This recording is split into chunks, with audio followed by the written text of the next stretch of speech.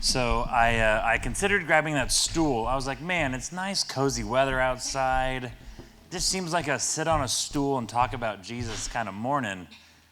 But I can't stand still. I can't sit still. And I was like, well, I wonder where Clara gets it, right? Clara doesn't stop moving. And I was like, oh, neither do I. I wonder why my legs hurt after church. And then if you have another question in your mind, Tim, there's 10 of us here. It's a small room. Why are you using a mic? It is so the message can get recorded for the few of us that are not here today. I go back and forth about, man, do I want it recorded or not? But if it's an opportunity, if the Lord by chance uses some things I have to say, and that 7% can change someone's life, I want this to have an opportunity to be shared. So I was going back and forth. I'm like, oh, do I want to use a mic or do I just like my hands flapping around? And Scott was like, try to have your hands flap around less. So our time of teaching today is going to come out of 1 Corinthians 3. I'm actually going to read, I know we've been doing like 10 verses at a time, but we're like, boom, let's just do the whole chapter. So there we are. I'm going to read it. I think we've been here about 5 weeks, just getting into chapter 3, so it's a good pace, I think, for this letter.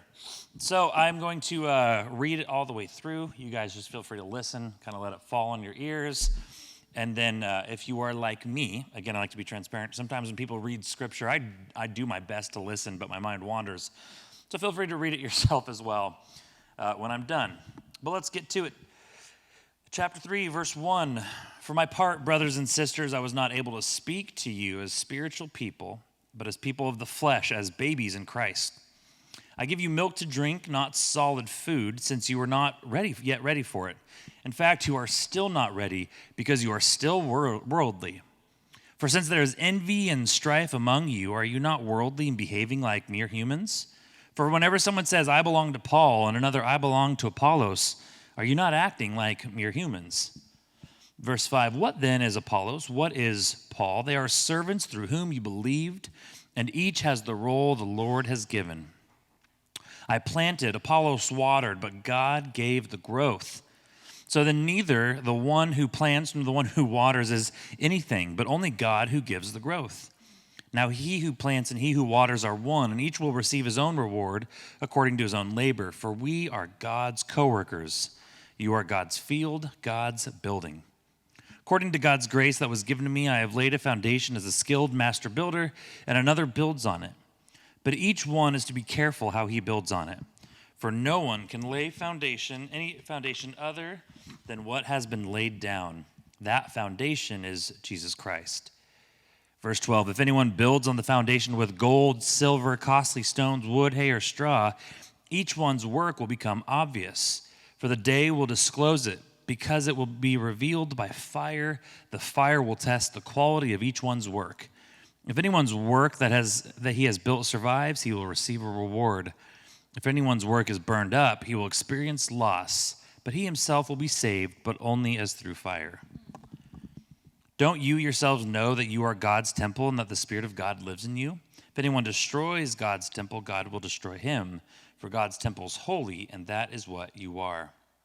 Verse 18, let no one deceive himself. If anyone among you thinks he is wise in this age, let him become a fool so that he can become wise. For the wisdom of this world is foolishness with God, since it is written, he catches the wise in their craftiness, and again, the Lord knows that the reasonings of the wise are futile. So let no one boast in human leaders, for everything is yours. Whether Paul or Apollos or Cephas or the world or life or death or things present or things to come, everything is yours, and you belong to Christ, and Christ belongs to God. All right, so there's a lot there. And for the kind of duration of the message, really hanging out in those first maybe 10 verses. But if you have any extra questions, please feel free to talk to me. That's why life groups are good too, because you can hash those out there. So the message is titled Growing 101. If you have the notes, it's kind of where my mind went, this idea of growth. And I remember hearing somebody, whether it was somebody I was listening to or somebody I was talking to, talk about the fascination of human growth. Think of some of the greatest leaders maybe in our country or the world, right? Immediately I think of Lincoln, Washington, Martin Luther King Jr., these very prominent, notable leaders.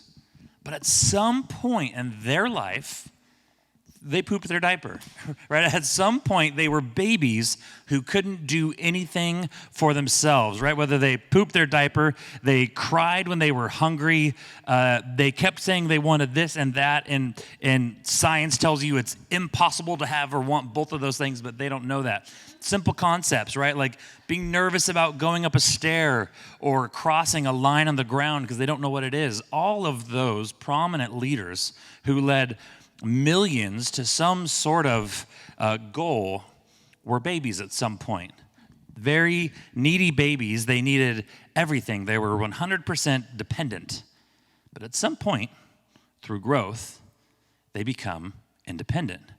And I was looking at Clara, right, as she struggles to open up simple doors, although she's starting to get some of those, afraid to go down steps.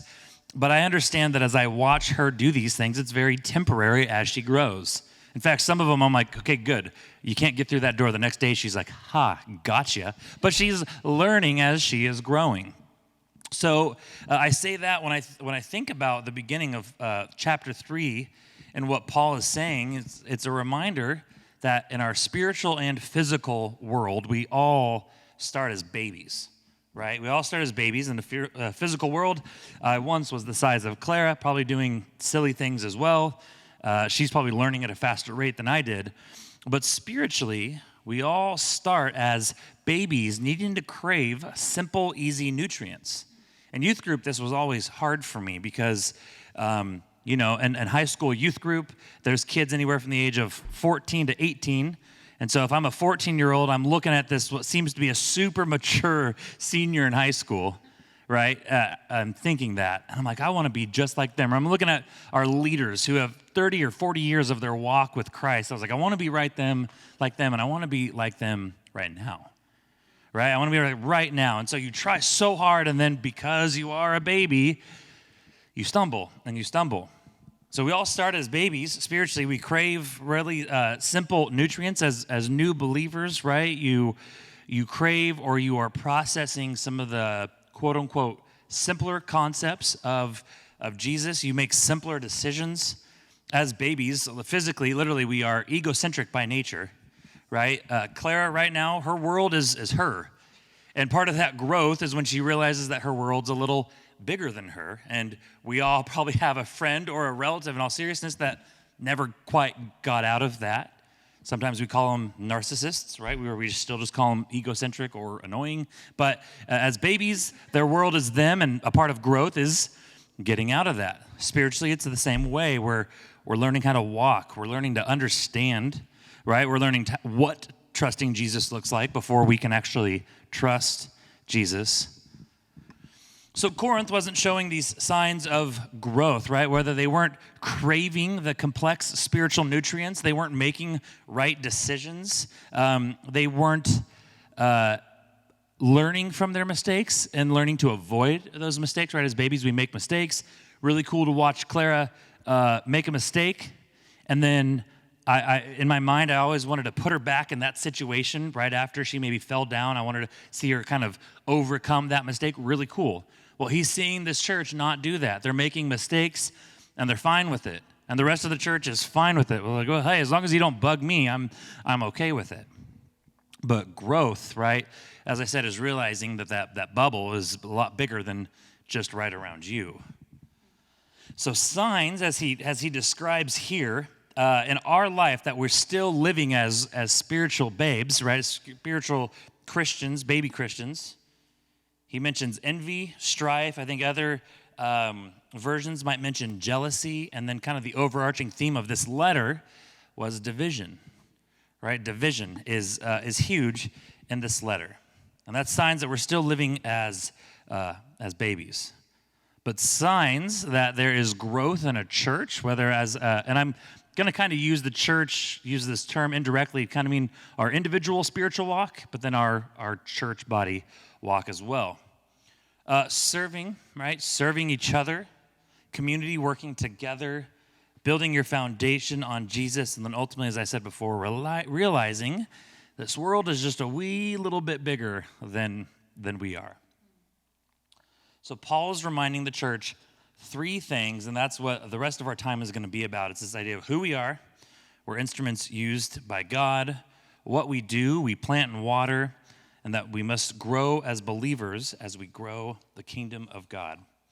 So three quick reminders, and then our time of teaching will be done. So verse 9, it's we are God's co-workers, you are God's field, God's building. If you're taking notes, it's this idea that we are God's instruments. A more appropriate term out here in Sunny Valley might be that we are God's tools, right? We are used by God. And I think the undertone of Paul's message wasn't just that we are God's instruments, but that we are not God as well. We are not in charge of everything. A few cool things to point out about that verse, right? We are God's co-workers, you are God's field, God's building. God comes first in every single one of those phrases. God comes first, right? It's not just that I'm a coworker, I am God's coworker. Not that I'm just God's field or a field, I'm God's field. God needs to come first in everything we do. Well, Tim, what's that mean? That's a really cool ethereal concept, but practically it means that when we wake up, we're looking through this lens of how can we serve the Lord in our daily interactions. It's like, all right, how is Jesus going to be radiated through me? But for him to be radiated through me, I need to be entering into that relationship with him at all times. That sounds exhausting as I talk about it, and it can be, but also more than that, it's life-giving. So a quick look at these three terms, God's coworker, God's field, God's building. As I was kind of studying them, something that I found interesting, I don't know if I'll say fascinating, but interesting, right? So first one, God's coworkers. Another term would be this idea of God's fellow workers. Obviously, we as Christians, we serve God, right? We serve him. He is the king. But there is a reality that we are not only working for God, but we're actually partnering with him as well, and we are working with him as we grow as believers. We are his fellow workers, his co-workers. These words, God's field and God's building, the word that was used there can mean this idea of a field or a building, but in other words, and it's unclear in Paul's letter what he means, it could be both, it's this idea of the word for God's field could mean the process of cultivation as well as a field. And the building could mean building or process of building.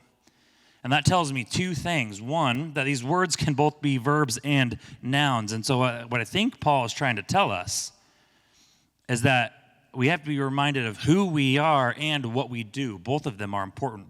We are God's field. We are God's building, right? We are his property, so to speak. But we also are created to build, and we are created to harvest the field. So we are God's creation, but we also get to do God's work. So it's who we are and what we are created to do. That's something that's been pretty prominent in my life, and so it's something I like to bring up often, this idea of reminding ourselves what we were built to do. And that answer right here is in the next four verses 5 through 8. What then is Apollos? What is Paul, right? Each has the role the Lord has given. So something I'm going to bring up throughout this letter is something I mentioned, I think, in the intro of this teaching series, and it's this idea that we need to be faithful to what God is calling us to do. Faithful and discerning to what God has called us to do. I said this, I think it was last month, and I've realized it takes a lot of the pressure off when I enter into situations knowing that I'm faithful, that God wants me to do it. Now, there's the discernment of realizing, is this Tim telling Tim to do it, or is this Tim listening to God? There's that, but it takes the pressure off. I've been in situations, right, out of my comfort zone, but I say, Lord, I'm entering into this faithfully. If you want what I think might happen to happen, cool, I know you're in it. But if I'm wrong or I misfired, don't let it happen, right? If I'm going to enter into a conversation or a situation, I'm doing this for you, so you are either going to prepare this moment or you're not. And it's been really cool, and it takes the pressure off. Why? Because Tim doesn't have to show up necessarily, right? I physically have to enter in, but God's the one that's laying the groundwork. An example could be, let's say you're kind of nervous about having a conversation. Let's say Lord's telling me to talk to Rick about something. Well, the human aspect can take over thinking, I have to convince Rick. I have to transform Rick's heart. I have to do this, this, and this. Tim, have to do all of this. But when the Lord calls you into something, he's been working on your heart.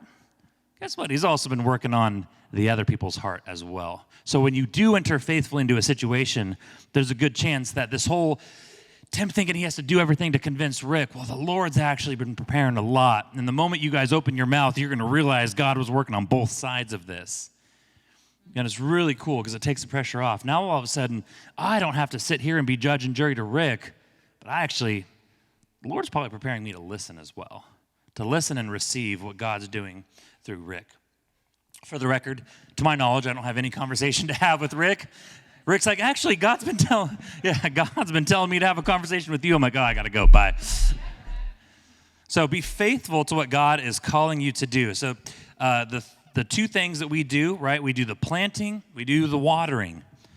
When I think of this, I think of this idea of planting, being faithful to enter in, being faithful to actually put in the groundwork, right? A garden is something that we had in the backyard, kind of pre-Clara, and it was awesome, right? So Rachel's like, hey, I am no green thumb, I'm not an expert, but I know what to do. So we had some beds, and well, we had to actually put the seeds in the garden to make the stuff actually have a chance at it growing. And so she did, right? She did. She laid down the seeds.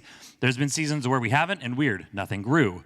But in our lives, in our spiritual world, this idea of planting, and when I think of, again, spreading the gospel of Jesus and the message of Jesus, we got to be faithful to actually do the groundwork, lay the foundation. If God is telling me I need to go talk to my neighbor about Jesus, 10 out of 10, that won't happen if I don't actually go out my door and talk to my neighbor about Jesus. He might get the other neighbor to go do it instead because he's like, well, Tim's just sitting on his butt watching football or something. I actually have to go do the planting, right? And it's this prayer of, God, use me. And it's a dangerous prayer if you're not ready for it. As he mentioned earlier in his letter, right, it's the idea of using right judgment, right? The Spirit actually helps us evaluate situations. Am I to do this or am I not to do this? A humbling thing, though, you have to realize that what the Lord wants will take priority over what I want. And oftentimes what I want is comfortability. I have a personality to where I often am tempted to take the path of least resistance. Anyone else, right? Some people love conflict. They're like, I'm going to dive right in.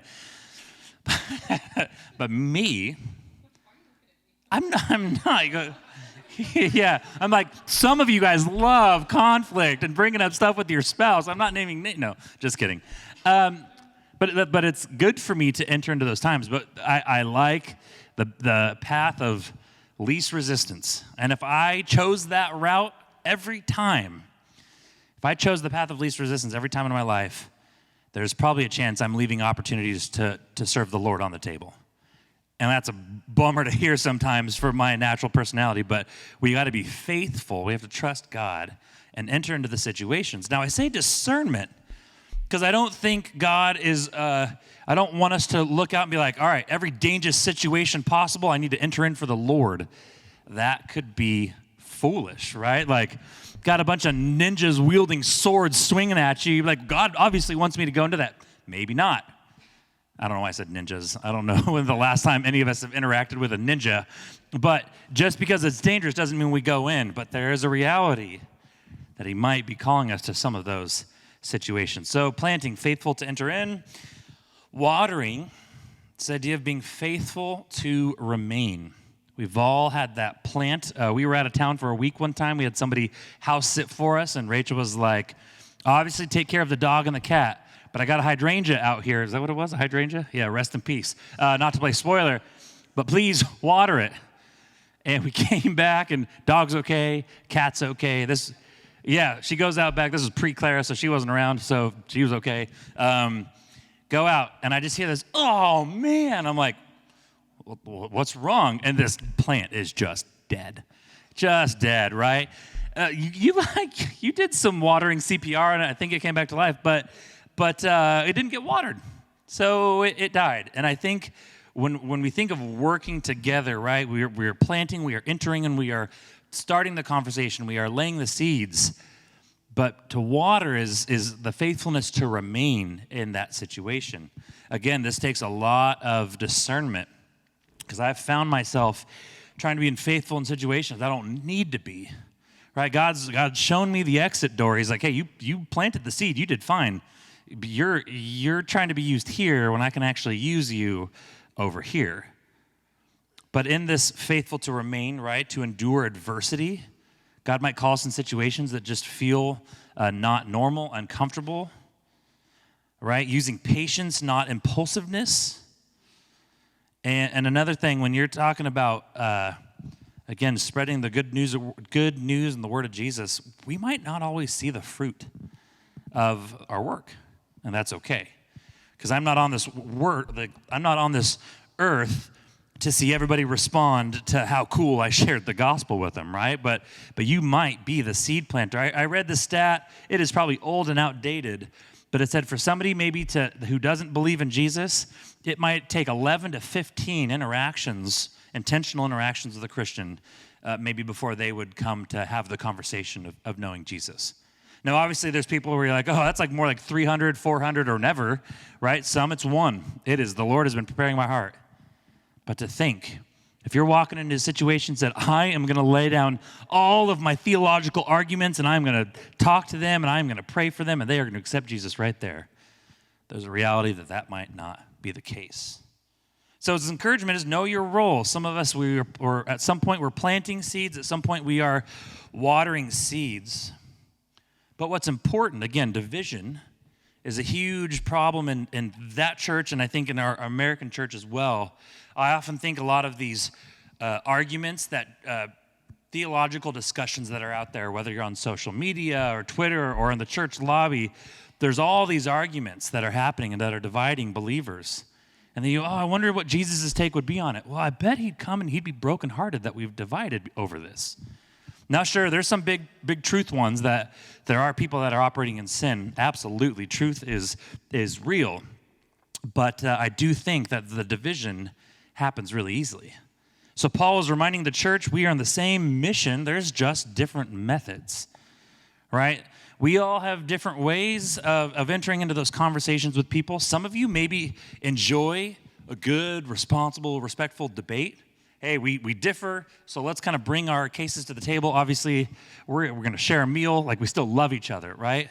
Maybe some of you are, I'm just going to spend time with you. I'm going to let Jesus kind of work. I'm going to show you. Some people love to just have conversations. There's different methods, and that's okay. Down the road, we are going to have a teaching, I hope more than one, I guess we can do whatever we want, on this idea of spiritual gifts. Probably one of the most fascinating facets of Christian living, I think, is how we use our giftings and how the Lord created us. But I just wanted to kind of put that out there. If you're interested, right, as we become believers, we have these giftings. God uses us in different ways. He creates us different, right? We are just built to see things differently from each other. 1 Corinthians 12 speaks about spiritual gifts. Romans 12, and then 1 Peter 4, verses 10 and 11. If you are like, hey, I don't know much about spiritual gifts, or it's been a while since I've kind of dabbled, take a look at those. But like I said, when that passage comes up, we are going to do a deep dive into it because it could be transformative to how we kind of live out our lives.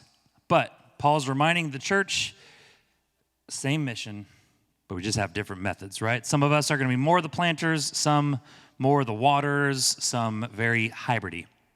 So I leave us with this question, and I want to unpack it a little bit, but it's, are we growing or are we stagnant in our life? Are we growing? I remember the first time I was asked that, or I thought about this idea of being stagnant. A stagnant pond smells. There's nothing attractive about it. Anything that would be is stinky and algae-filled or whatever. But are we growing or stagnant? We started as babes, and maybe some of us are new in this Christian life, and that is totally fine. But are we intentionally growing? Verse 3 says, because you are still worldly, for since there is envy and strife among you, you are not worldly, or are you not worldly in behaving like mere humans? So something really cool happens here. This idea worldly has two different ways in which in the Greek it can be presented. A little Greek 101, but be careful because I'm also learning as I'm teaching this. But there's these two words, sarkinos and sarkikos, right? It's the different ways this word worldly can be pronounced in the Greek.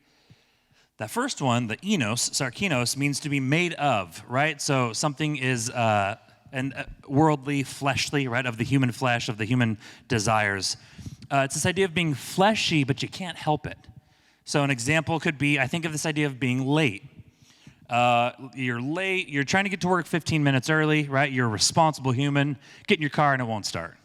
You're 10 minutes away from work, so it's not going to work out. You're late, you can't get help for 30 minutes. Call your boss, I'm going to be late. I just literally can't help it. There's this other word, though, sarkikos, which means to be characterized by. So you do have a choice, but you choose to not help yourself. So to be fleshly versus fleshly. Think of this idea of being late. This is true of my generation, the millennials, right? You're cutting it close because you slept through your alarm because you wanted to. You are 4.5 minutes away from work. You got to be there in 5 minutes, but you need Dutch Bros, right? So you stop and get a coffee or Wheelhouse or you name it, right? That's going to be an extra 10 minutes, probably not. You get to your boss, hey, sorry I slept in, but you have like a coffee in your hand. Like I would like to say I've never done this, but there are people that show up late, but they got coffee, and you're like, if I'm doing the math, you live over here, you went here, we're here, you could have been here before anyone, right? So it's the idea that you could help it, but you chose not to. So he's saying, as we start, maybe we're this enos, we can't help it, we are made of. But then as we come to know Jesus, now we are then choosing, if we still choose to honor the flesh, we are characterized by the flesh. And he says, you are, and I'm seeing this because of the jealousy and the quarreling. It is a decision we make to be jealous. Now that temptation is going to hit us. Now do I follow through with it or do I try and combat it? The quarreling, am I characterized by that? This idea of being characterized by it, it was kind of cool. It says, describe the distinctive nature and the features of. So the distinctive nature, the core, we use that sponge illustration, like when you squeeze it out, what's going to come out? That's what you're characterized by. Well, he uses a third word for the mature believer. I'm going to guess it's pronounced pneumatikos, right? Big spelling word. And that's what describes the mature believer, to be characterized by the Spirit. So he's saying, you guys are characterized by the flesh, because I'm seeing this because you are still choosing to enter into these quarrels and this jealousy and the strife. You are making that choice. You don't just happen to fall into this, I'm quarreling, what do I do, right? Like you are into that, getting into that decision. But he says the mature believer, the growing believer, is characterized by the Spirit, which means, right, if I'm gonna, Shane comes on my mind, which Shane does come on my mind, right, throughout the week if I'm praying for him. Am I gonna think of Shane, what is he characterized by, right? Am I gonna think of a man whose his distinctive nature, the first thing I think of is living by the power of the Spirit, which I'll say yes. When I think of Shane, I think of a man that strives to honor the Lord in everything he does. But what do people think of when they think of me, right, or yourself? And I'm not looking for a pat on the back, but are they thinking of somebody that's going to naturally want to be diving into these human facets of life, or are they somebody who is trying to honor the Lord with everything they do? So as Rach and Bradley come back up, I want to end again with that question of, are we growing or stagnant? And just maybe 4 things to think about of hey, I want to grow. Maybe I'm stagnant. Maybe I'm playing kind of dancing on the line. Well, 1, are we constantly abiding, this idea of abide to remain? Are we constantly trying to attach ourselves to God, right? Through prayer, through constant conversation, through seeking Him in our decisions? And yes, constantly. It's not a 9-to-5 job, right? It is constantly in our life. Are we entering into a relationship with Him throughout our life? Number 2, are we surrounding ourselves with people who point to Him? And I want to be very careful. I'm not talking about tribalism, right? I can only talk to you if you believe in God. That's not what I'm saying. But in this terms of growth, right? You have the full garden, and then you have your growing pot. Like, who's in your growing pot? Who's speaking into your life? Who is kind of feeding you, helping you build up? Are they people that are by nature characterized by the human desires, right? Like people that are not believers. And again, there are good people out there who are not believers, but by nature, they are not pointing you to Jesus. I think I've shared where I had a couple of friends, and one of them decided to kind of step away from the Lord, his marriage, and all that came with it. And obviously somebody I still care about, I still talk to, I still pray for. But there was a reality that this other friend shared that said, there's been a shift in our friendship, because if I ever waver, I want somebody in my life, I want my confidants, I want them to be people that are pointing me back to Jesus, pointing me back to the faith. And I can't trust that you're going to do that if you have since left it. A very harsh reality. So who are we surrounding ourselves with? And then 3, are we operating in our giftings? Are you asking yourself the question, what did God create me to do? And are you doing that? And then is our growth in Christ, is it visible and felt by others? And I want to be very careful. I'm not saying is Tim's work being felt by others, but when I am doing things, when I'm serving God, is the Lord radiating through that? Might be questions that you ask some of those that are close by you, right? Hey, do you see the Lord working in me? Maybe buckle up for the response, right? Because you might be expecting a yes and get like a, well, right? I think I've been in meetings before where I've asked Michelle a question and I'm just like, all right, maybe I'm hoping for a little affirmation. And she's like, to be honest, and I was like, all right, like, let's go, right? And she says it out of love, and obviously we trust each other, but you think maybe an answer's coming and it doesn't. So ask yourself that, and just know that it's for the edification of ourselves as believers in our growth. So are we growing? Are we stagnant? I'm going to pray as we enter into our final song of worship. Lord, we commit our lives and our paths of growth to you. We are only going to grow when you're working in our life, Lord. If there's any part of me that's trying to get in there and get in the way, Lord, just please remove that. And for each and every one of us as well. That's my prayer, Lord. God, be with each and every one of us today. I pray for those that can't make it. I know that health problems are pretty prominent right now, whether it's recovering from surgery, recovering from health scares. I know that there are some families that are dealing with the possibility of cancer or just stuff of that nature, Lord. Please be with all of them. Be with this church family, Lord. I commit this time to you and say this all in your name.